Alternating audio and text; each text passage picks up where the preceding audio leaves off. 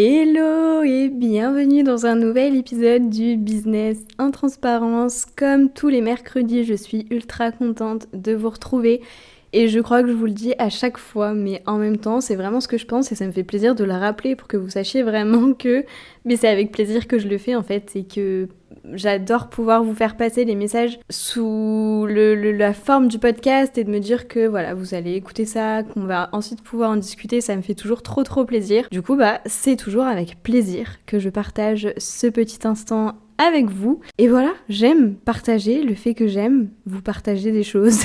Voilà. Alors actuellement je suis en train de réfléchir à un truc, j'en ai parlé dans le vlog qui est sorti du coup il y a quelques jours. Je suis en train de réfléchir en fait à vous proposer le podcast sous forme vidéo aussi. Puisque de toute façon je le mets déjà sur YouTube mais il n'y a pas de vidéo.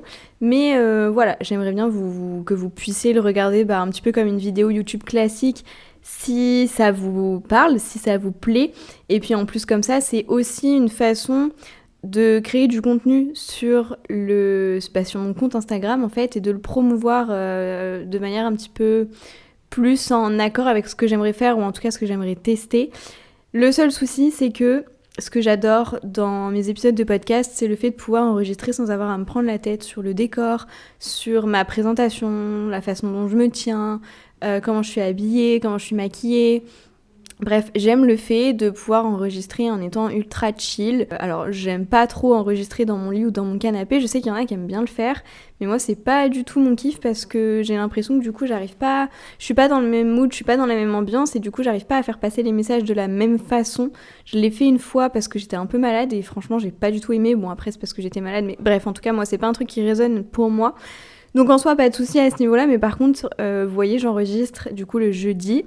Mes épisodes pour le mercredi suivant et en général le jeudi ce que j'ai mis en place actuellement par exemple c'est que je fais un running, je vais courir en fait juste avant d'enregistrer le podcast, donc mes cheveux ils sont pas on flic, ils sont même un peu gras. Voilà, mon maquillage a potentiellement coulé donc en fait d'ailleurs à part me maquiller les cils, les sourcils, genre j'ai rien sur ma peau.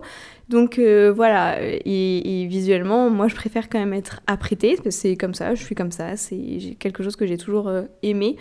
Donc si je vous fais des podcasts en face cam, il faudrait que je prenne le temps de me préparer, et aussi de préparer un setup digne de ce nom. Et chez moi, je sais que j'aime beaucoup mon appart, mais franchement, je sais pas trop où est-ce que je pourrais vous enregistrer cet épisode dans un endroit qui me plaît vraiment. Je suis en train de regarder mon salon au moment où je vous dis ça et je me dis pourquoi pas tout simplement me poser dans mon salon. Mais je sais pas, à voir. Parce que du coup, si je me mets dans mon salon, je serai sur le canapé, forcément. Donc je sais pas, en vrai, je sais pas du tout. C'est encore quelque chose qui est en réflexion de mon côté. Si vous, ça vous parle, si vous adorez regarder les podcasts en même temps que vous les écoutez, du coup, n'hésitez pas à me faire un retour en fait, à me le dire parce que voilà, ça m'encouragerait peut-être un peu plus si vous personnellement en tout cas ça vous tient à cœur ou dans le sens où genre si vous aimez ce genre de contenu et consommez les podcasts de cette façon, ce sera peut-être mon petit coup de pied aux fesses pour passer le cap et proposer mes podcasts en vidéo. Donc bref, c'était juste la petite info, voilà, pour avoir un peu vos retours, votre avis à ce sujet. Et sinon donc, pour entrer dans le vif du sujet, aujourd'hui je voulais vous parler de la concurrence et plus particulièrement comment est-ce qu'on fait pour se démarquer de la concurrence. Donc ça c'est un sujet qui revient beaucoup et en fait c'est une question qui, à mon sens, c'est normal qu'on se la pose en fait, parce qu'on est ultra nombreux aujourd'hui sur les réseaux sociaux. Moi, je m'en rends compte et ça m'impressionne en fait quand je découvre de nouvelles créatrices de contenu, par exemple, parce que je suis toujours en quête de nouvelles créatrices de contenu parce que j'adore ça. Et que j'arrive à en trouver que je ne connaissais pas et qui pourtant ont genre 200 000 abonnés sur YouTube par exemple.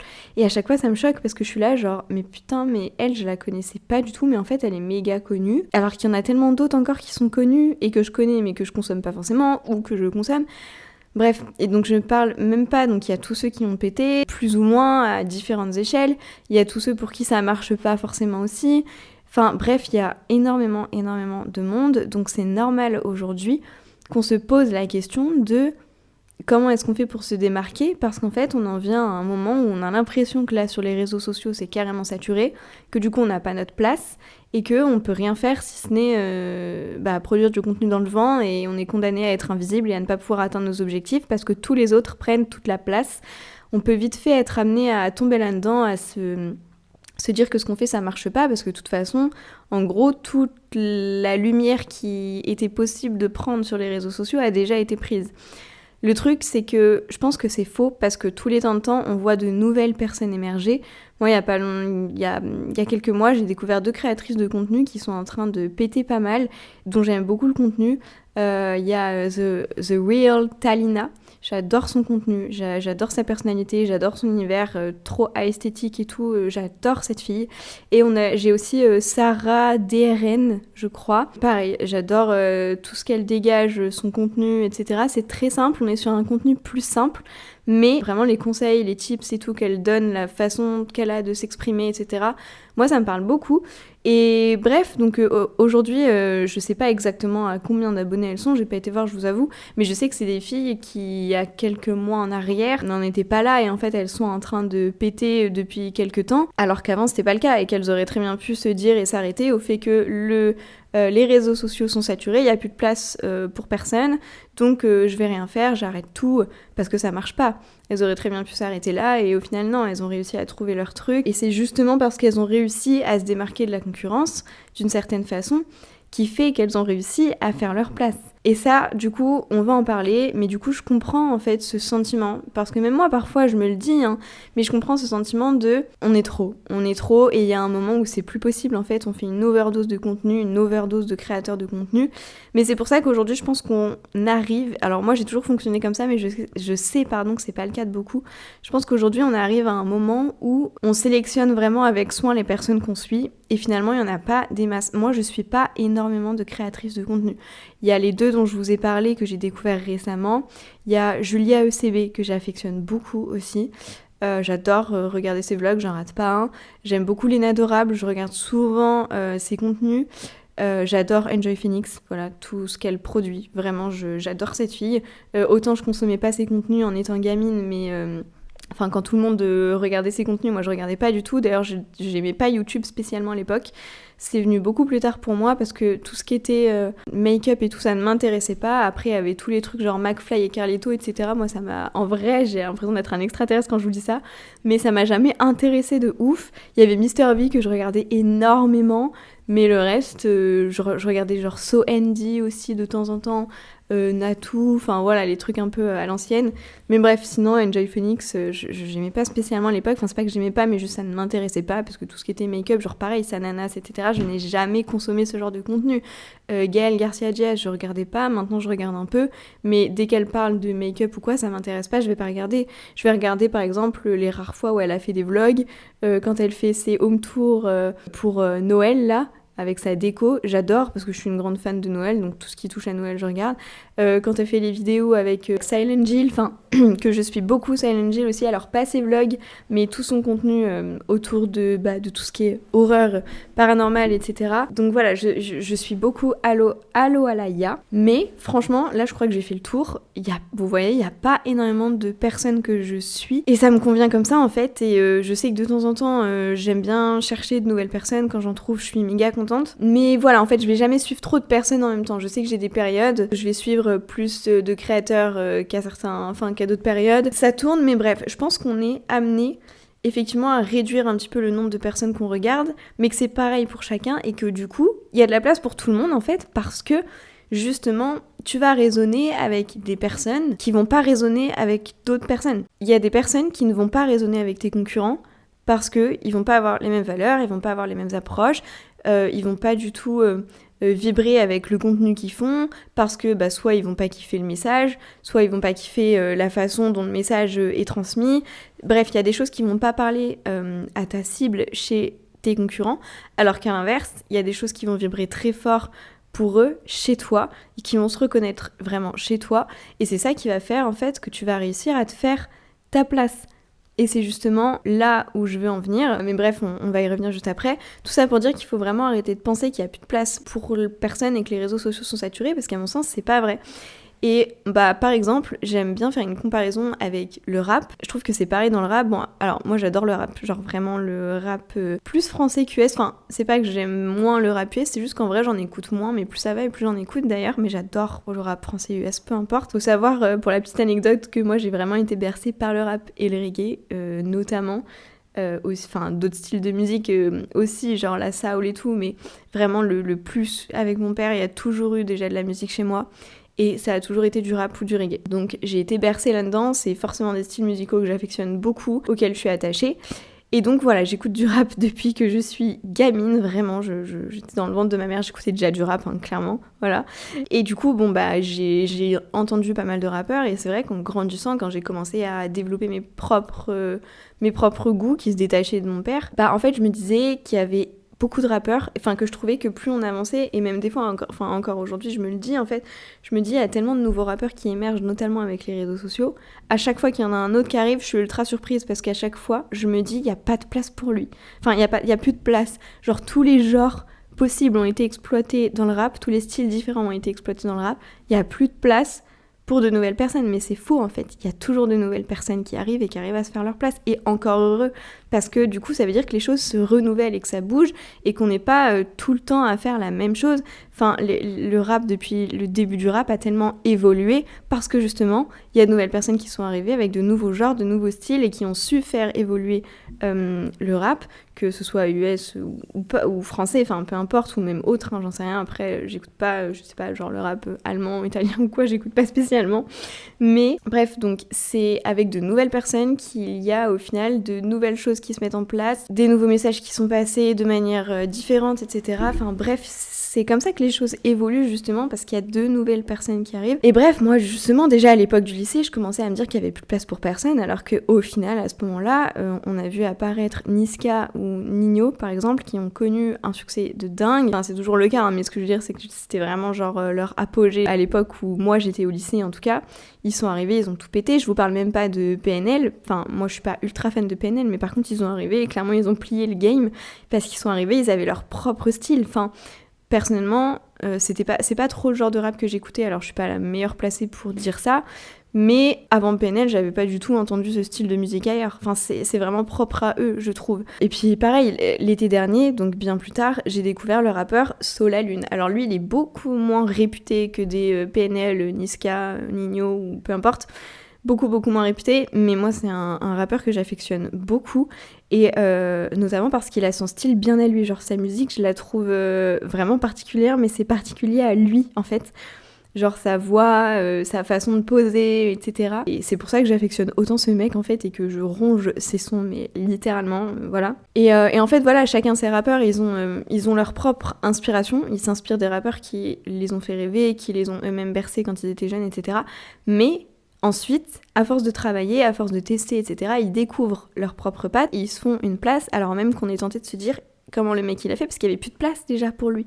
Genre c'était déjà plein, c'était déjà saturé, comment le mec il a fait pour arriver là, alors que c'était déjà plein, genre il y avait plus de place. Trop fort. Et donc là, je vous parle de rap pour la petite référence, et puis parce que j'aime bien. Mais en fait, c'est exactement ça qu'il faut que vous fassiez à votre échelle, dans votre business, dans votre création de contenu, peu importe. C'est vraiment ce qu'il faut faire, en fait, c'est faut que tu trouves ta patte. Faut que tu trouves ta patte, ta façon d'amener les choses en faisant ce qui résonne vraiment pour toi, ce qui fait vraiment sens pour toi, pardon.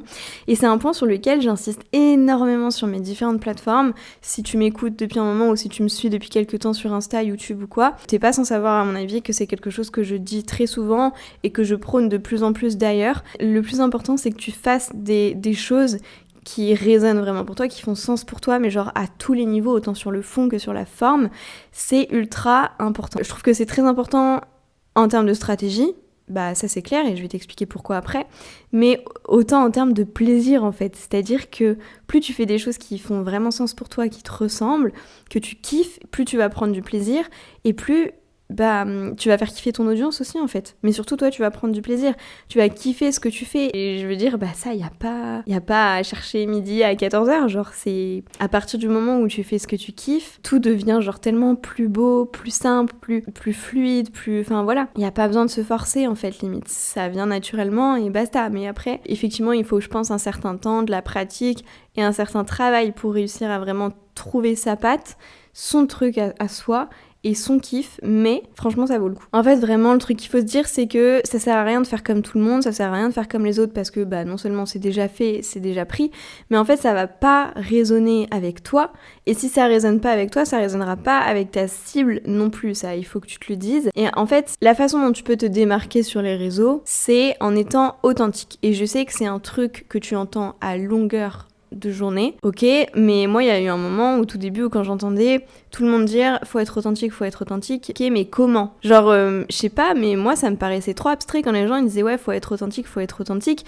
mais le truc c'est que est-ce que même on arrive à être pleinement authentique dans notre vie IRL? Je parle pas des réseaux, je parle vraiment de notre vie, des gens qu'on côtoie au quotidien. Est-ce qu'on arrive à être pleinement authentique? Genre je trouve ça compliqué d'être authentique, même dans la vraie vie, genre tu t'adaptes toujours plus ou moins à la personne que t'as en face, y a des choses que tu dis pas, que tu révèles pas, on a tous ces trucs-là, hein. Donc est-ce qu'on peut être pleinement authentique tout le temps? Je suis pas sûre, donc pour moi c'était... Là je pars sur un débat un peu autre, mais qui pour moi a toute son importance. Mais du coup pour moi, quand on me disait, quand j'entendais faut être authentique, ok, mais comment? Parce que juste dire que t'es authentique, je sais pas en fait, je voyais pas trop comment. Pour moi c'était pas assez clair, et en fait à force de réfléchir le truc, de moi-même consommer du contenu, de me poser des questions, de moi-même créer du contenu, etc., j'ai fini par comprendre un peu plus de quoi il s'agissait. Et en fait, être authentique, pour moi, c'est ça. C'est vraiment juste faire ce qui nous ressemble foncièrement, faire ce qui nous parle et faire ce qui vibre réellement pour nous, mais limite sans retenue, j'ai envie de dire. Tu vois, c'est vraiment faire ce qui résonne pour toi, faire ce qui fait sens pour toi, et pour moi, c'est ça, être authentique. Genre, ça sert à rien d'aller plus loin. À mon sens, c'est juste ça. C'est faire tout ce qui te fait kiffer, tout ce qui te fait vibrer, tout ce qui te représente toi, faire passer les messages qui sont importants pour toi, faire tout ce qui te compose en fait, genre tout ce qui te compose, tout ce qui fait que toi tu es toi, tu vas le retranscrire, c'est tout. Mais pour ça en fait, il faut se connaître, il faut se connaître très bien. Donc c'est pour ça que c'est pas évident à faire, c'est pour ça que tout le monde n'arrive pas à le faire, c'est pour ça que c'est difficile et que ça prend du temps.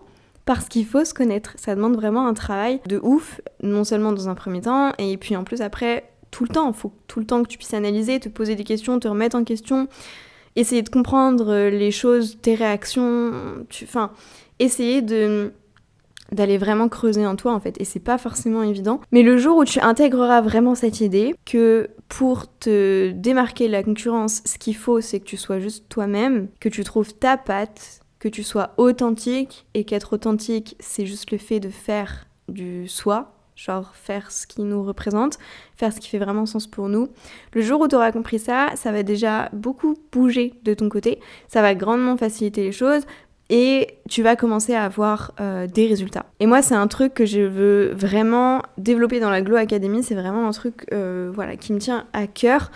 Un message que j'ai vraiment envie de faire passer pour les filles qui rejoignent la Glow Academy, parce que genre c'est le cœur même du truc en fait, genre plus tu fais ce que tu kiffes, plus tu fais ce qui te représente, plus tu vas vibrer avec d'autres personnes qui elles-mêmes vont se reconnaître à travers toi, et tu vas leur procurer des émotions en fait, et on va en reparler d'ailleurs des émotions.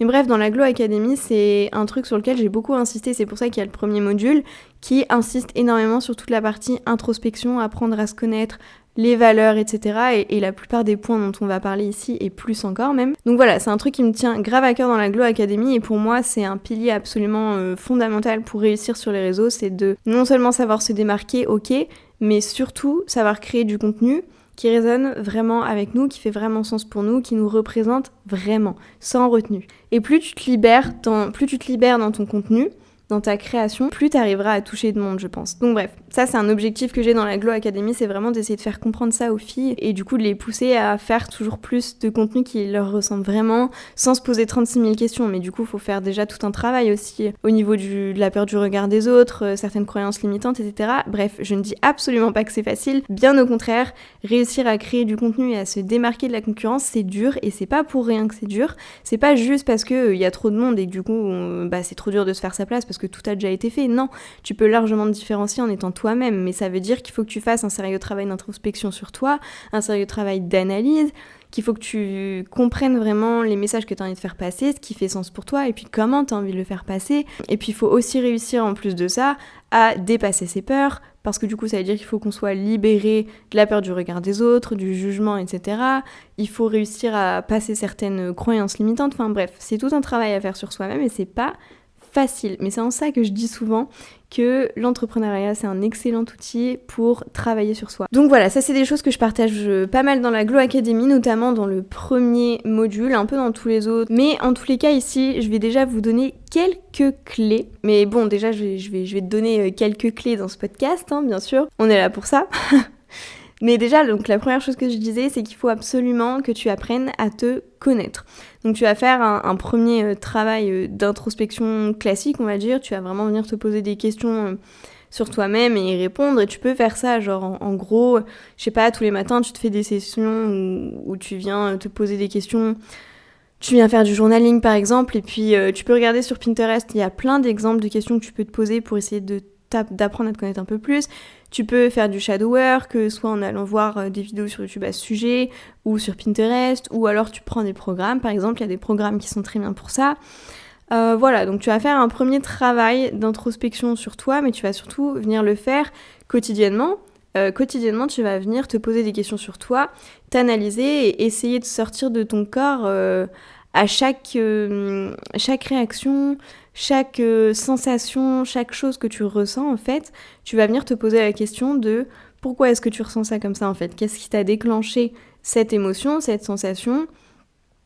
Pourquoi, pourquoi c'est venu, et si besoin, comment tu peux t'apaiser dans ces cas-là. Bref, c'est des exemples, hein, je suis pas en train de vous donner toutes les clés de comment faire pour faire un travail d'introspection déjà, parce que je suis pas une experte là-dessus, il y a des gens qui le font bien mieux que moi, et surtout parce que l'épisode serait bien trop long, donc c'est quelques petits exemples, mais voilà, faut vraiment venir faire un travail d'introspection, voir un petit peu tout ce qui compte pour nous, tu vois, même genre tes valeurs, quelles sont les valeurs qui sont vraiment importantes pour toi, quels sont les messages que tu as envie de faire passer, et qu'est-ce que tu aimes, qu'est-ce que tu n'aimes pas, qu'est-ce qui fait sens pour toi, qu'est-ce qui te révolte, qu'est-ce qui vraiment te révulse, te repousse, au contraire, qu'est-ce que tu adores, qu'est-ce qui t'attire, qu'est-ce qui vibre, tu vois, vraiment tu viens de poser plein de questions sur toi-même. Ensuite, ce que tu peux faire, ce qui est très important et ce qui va te servir pour le storytelling, ça va être de retracer ton histoire, de voir comment est-ce que tu peux mettre en avant ton histoire et la partager aux autres pour qu'elle serve à ta communauté, justement. En mode, comment est-ce que tu peux empêcher, par exemple, les gens qui te suivent de vivre telle situation, ou alors s'ils la vivent, comment est-ce que tu peux les aider à en sortir, justement. Donc ça, typiquement, ça peut être au final des points que tu reprends dans une de tes offres, si tu crées des programmes en ligne ou autre, par exemple. Mais tu vas viens te poser quelques questions. Encore, tu vois, tu prends un papier.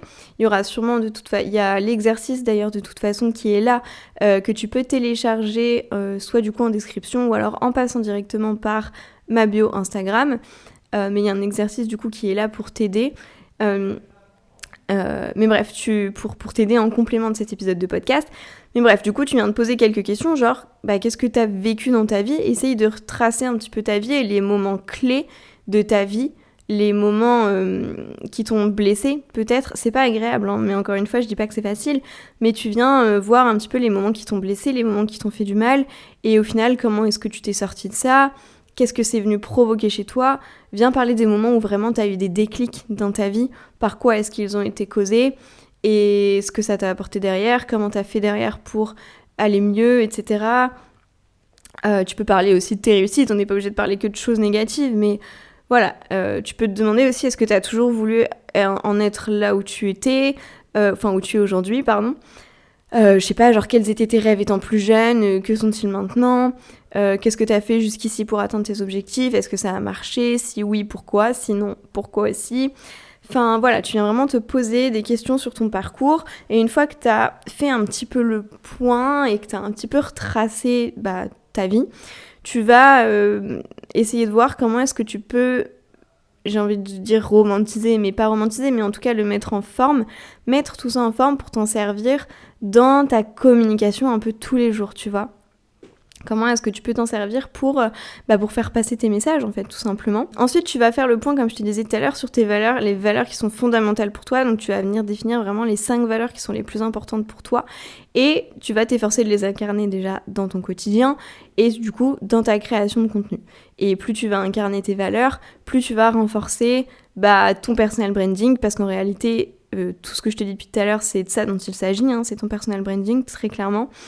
Tu vas faire le point ensuite sur les plateformes que tu aimes, par exemple genre les contenus que tu kiffes consommer, d'où est-ce qu'ils viennent, est-ce que c'est sur YouTube, est-ce que c'est sur TikTok, est-ce que c'est sur Insta, est-ce que c'est LinkedIn, sur quelles plateformes tu te rends le plus souvent, et puis après tu te demandes aussi quels sont les contenus que tu aimes consommer et ceux que tu prendrais plaisir à refaire, à construire de ton côté. En général c'est les mêmes, par exemple j'adore consommer des vlogs, j'adore faire des vlogs, tu vois, genre typique, j'adore écouter des podcasts, j'adore produire des podcasts. Je dis pas que c'est forcément le cas, mais pour ma part c'est ça, et je sais que c'est beaucoup le cas, et qu'en général d'ailleurs quand on est vraiment aligné et qu'on fait des choses qu'on aime, qu'on produit des choses qu'on aime produire, c'est parce que souvent c'est des choses qu'on aime consommer en fait. Donc voilà, tu viens de te poser ces questions aussi, et puis tu creuses un peu plus loin, parce que là, on va dire que c'est de la surface, le fait de te demander quels réseaux sociaux, quel type de contenu, mais tu vas surtout te demander, en fait, ce qui te fait vibrer dans les contenus que tu regardes et que tu kiffes, en fait, genre, demande-toi quelle émotion est-ce que ça vient provoquer chez toi. Et ça va te donner, encore une fois, ça va certainement te donner une indication sur ce que toi, t'auras envie de retranscrire aussi. Et donc, tu vas faire le point sur les émotions que toi, tu as envie de provoquer dans ton contenu. Genre, quand une personne regarde ton contenu, quand une personne consomme ton contenu, qu'est-ce qu'elle va ressentir, cette personne, tu vois. Faut vraiment que tu te poses cette question. Et puis évidemment, faut que tu fasses le point sur ton identité visuelle, ça fait aussi partie de toi, de ton personal branding, avec toutes les questions que tu t'es posées précédemment, avec tout ce que tu as vu, quelles couleurs te correspondent le plus, quelles couleurs vraiment vont dominer ta création de contenu, quels éléments visuels, quelle matière, qu'est-ce que tu vas pouvoir mettre en place pour renforcer ton univers en fait, parce que là l'objectif vraiment c'est de créer un univers visuel qui soit cohérent avec tes valeurs, les émotions que tu as envie de transmettre, etc. Tu vois, ta personnalité, tout ça, faut vraiment que tu viennes créer ton univers. Donc c'est ce que je te disais, tu vois, en fait ça, tout ce que je te dis là, finalement c'est clairement du personal branding, et c'est ça qui va te permettre de te démarquer des autres. Et en fait plus tu vas faire ce qui résonne pour toi, plus tu vas être toi-même, plus tu vas te connaître, plus tu sauras comment te montrer authentique et tel que tu es vraiment via ton contenu, et plus tu vas être en mesure de créer une communauté qui sera ultra engagée, plus tu vas être en mesure de tenir tête à tes concurrents et de te faire ta place en fait. Parce que comme je te le disais, les gens qui vont résonner avec toi, donc ta communauté ultra engagée, elle sera une communauté ultra engagée parce qu'elle va vraiment vibrer avec toi. Et si elle vibre autant avec toi, c'est parce que toi-même tu vibres de ouf avec toi-même. Et c'est en ça, encore une fois, que tout part de toi. Et ça, je le dis tout le temps, c'est pareil. En fait, vraiment, les grosses têtes des réseaux, elles ont tout ça en commun. C'est qu'elles ont réussi à fédérer une communauté autour de 3 piliers, qui sont du coup leur personnalité, leurs valeurs et leur univers. C'est clairement ça, et du coup, c'est clairement autour de ces 3 piliers-là que tu dois construire toute ta création de contenu, en fait, et tout en veillant à procurer des émotions. Parce que ça, c'est un autre pilier aussi, finalement, les émotions. Les émotions, elles sont vraiment au centre de tout, ok ? On est au courant maintenant que les émotions, c'est ce qui vient déclencher l'acte d'achat, mais ça vient pas juste déclencher l'acte d'achat, c'est aussi ce qui fait qu'une personne va s'abonner ou non à toi, c'est ce qui fait qu'une personne va ensuite interagir ou non avec toi. Plus tu vas lui procurer d'émotions, plus cette personne va s'engager auprès de toi, parce que ça va être tellement fort ce que tu lui procures, elle va tellement se reconnaître en toi, en fait, qu'elle va interagir en s'abonnant, en likant, en commentant, en partageant, bref. L'objectif, c'est vraiment que tu viennes provoquer des émotions chez ton audience. C'est pour ça que c'est aussi très très important que tu te poses la question sérieusement de qu'est-ce que tu veux que ton audience, ta communauté ressente en consommant tes contenus. Moi par exemple, c'est très très simple, en scriptant le podcast, j'ai pas eu à réfléchir ne serait-ce qu'une demi-seconde, je le sais déjà. Moi, ce que je veux, c'est inspirer et motiver. Et ça, c'est vraiment des choses qui sont fondamentales et que j'essaye vraiment de faire dans mon contenu, parce que quand moi je consomme du contenu, c'est ce que je ressens et c'est ce que j'adore. Après, il y a d'autres contenus que je consomme à côté, c'est pas ceux que je consomme le plus. Genre par exemple, j'adore tout le contenu paranormal. Et quand je consomme, mais le contenu paranormal, je le consomme plus juste en mode détente. Bon, la plupart des autres contenus aussi, mais c'est pas du tout pareil, ça va pas du tout m'apporter la même chose. Le contenu paranormal, ça va plutôt m'apporter de la peur. S'il y a une émotion qui domine, c'est la peur, le stress, la tension, tu vois.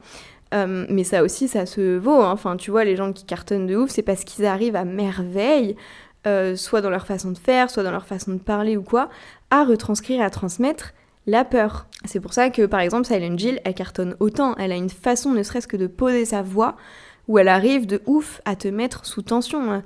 Elle te tourne les choses d'une façon quand elle réécrit, par exemple, les histoires là d'abonnés. En ce moment, elle avait dit dans une de ses vidéos qu'elle écrivait un peu plus, enfin elle réécrit un peu les histoires qu'on lui envoie pour donner une dimension encore plus profonde à l'histoire, mais clairement elle nous immerge encore plus dans l'histoire et au final on flippe encore plus.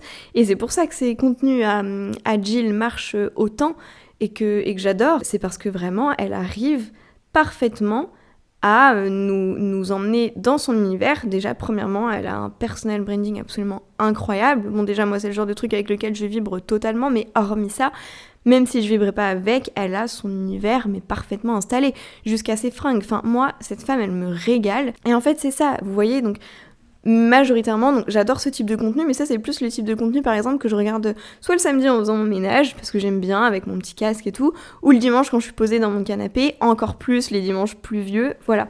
Mais sinon au quotidien, vraiment les contenus que je consomme vraiment toute la journée, et ça même au collège je le faisais, même si j'étais pas trop sur YouTube. Il y a par exemple les vidéos de Marwa, The Doll Beauty, donc elle était beaucoup axée beauté, mais pas que, elle faisait beaucoup de vidéos à l'époque, elle était au lycée ou même en fac, je sais plus. Mais du coup, elle révisait beaucoup et ses contenus, toutes ces vidéos qui étaient autour de ses cours, de ses révisions, tout ce qui était papeterie et tout qu'elle partageait, ça me motivait à mort. Il y a des vidéos d'elle que j'ai regardées plein de fois à l'époque parce qu'elle me motivait de ouf. Et ça, j'ai toujours adoré et c'est toujours ce qui a résonné pour moi quand je consommais du contenu, majoritairement. C'est tout ce côté inspiration, motivation, montrer que tout est possible, que tu vas y arriver. Et en fait, d'un coup, tu regardes ça et t'as un gros coup de peps, t'as un gros coup de fouet. La nana, elle a fait sa vidéo, elle se rend pas compte, mais derrière, en fait, elle t'a grave boosté, soit à réviser, pour moi, par exemple, à l'époque, soit du coup à te remettre au boulot ou quoi, parce que tu la vois, elle, faire des trucs de ouf, tu sais que c'est possible pour elle, tu te dis que c'est possible pour toi, enfin, bref, et puis du coup, c'est une personne qui est dans l'action, donc ça te donne aussi envie d'être dans l'action, bref. Moi, c'est exactement ce que je veux pouvoir retranscrire dans mes contenus, c'est motiver et inspirer. Vraiment, c'est des choses qui sont très importantes pour moi, donc je sais pertinemment quelles émotions je veux faire ressentir et je m'efforce de le faire à travers mon contenu. J'y arrive pas forcément toujours, mais je m'efforce et plus ça va, plus j'y arrive et c'est ce qui fait que plus ça va, plus j'ai de résultats, etc. Bon, on arrive à la fin de l'épisode, donc si on récapitule rapidement, pour te démarquer, il faut que tu crées du contenu qui soit limite le miroir de ta personnalité. Vraiment un copier-coller de toi et que tu te mettes à nu limite entre guillemets, mais en même temps quand tu crées du contenu, c'est ça, hein. Il faut vraiment que tu crées quelque chose qui te ressemble le plus possible en fait. Ensuite, il faut que tu fédères du coup une communauté autour de 3 grands piliers qui sont du coup ta personnalité, tes valeurs et les messages que tu as besoin de faire passer quoi, et ton univers. Donc ces 3 grands piliers là sont extrêmement importants dans ton contenu. Et dernière chose, il faut vraiment que tu réussisses à provoquer de l'émotion. Du coup, il faut vraiment que tu saches quelle émotion tu veux provoquer et comment est-ce que tu vas provoquer cette émotion. On arrive à la fin de l'épisode. Au tout début, j'ai failli vous dire qu'on était sur un épisode plus court que d'habitude et finalement, je me rends compte que pas du tout. On va être aux alentours de 35-40 minutes, je pense, encore une fois. En tout cas, j'espère que l'épisode t'aura plu et qu'il t'aura permis d'y voir un petit peu plus clair et de comprendre un petit peu plus comment est-ce que tu vas pouvoir te démarquer de tes concurrents et ce qu'on appelle du coup du contenu authentique. Genre, c'est quoi créer du contenu authentique? J'espère que c'est un peu plus clair pour toi. Si jamais l'épisode t'a plu, qui t'a permis d'avoir des déclics, de comprendre un petit peu mieux, etc. Bref, tout simplement, si t'as kiffé l'épisode, n'hésite pas à le repartager en story. Ça me ferait extrêmement plaisir. Ça pourrait aussi aider d'autres personnes. Si t'as aidé, ça va aider d'autres personnes. Donc, n'hésite pas à le partager en story. N'hésite pas à me laisser aussi les 5 étoiles pour soutenir mon podcast, soutenir l'épisode et puis permettre à d'autres personnes de le découvrir. Et puis pareil, n'hésite pas à laisser un avis pour les mêmes raisons. En tout cas, je te remercie d'avoir écouté cet épisode jusqu'au bout. Je t'embrasse et on se dit à très vite, à la semaine prochaine même, pour un épisode du Business en transparence.